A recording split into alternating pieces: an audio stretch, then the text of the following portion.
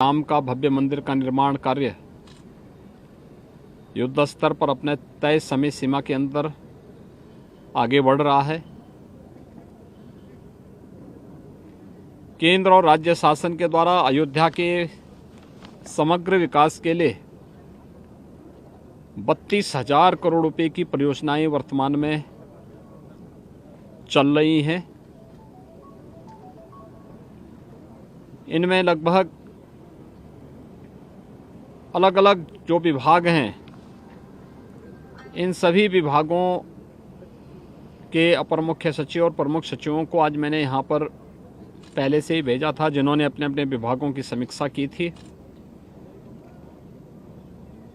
अपने कार्यों का भौतिक सत्यापन भी किया था। कुछ कार्यों को मुझे स्वयं भी प्रातःकाल से उनके मौके पे जाकर के मुझे उनका भौतिक सत्यापन करने का अवसर भी प्राप्त हुआ था।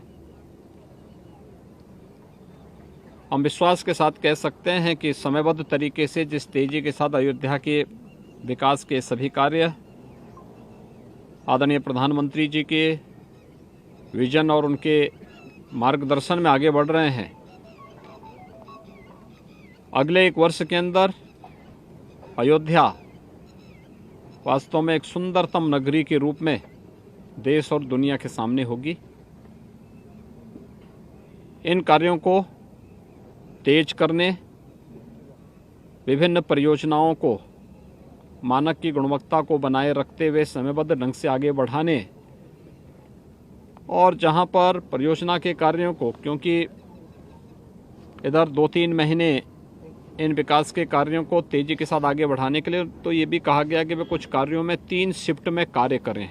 मैन पावर बढ़ाने के साथ साथ 3 शिफ्ट में कार्य को करने के लिए की आवश्यकता है, जिससे अगर बरसात के दौरान 2-3 महीने कार्य में किसी प्रकार की कोई बाधा भी आती है तो तब भी हम विकास के कार्य को समय से पूरा कर सकें।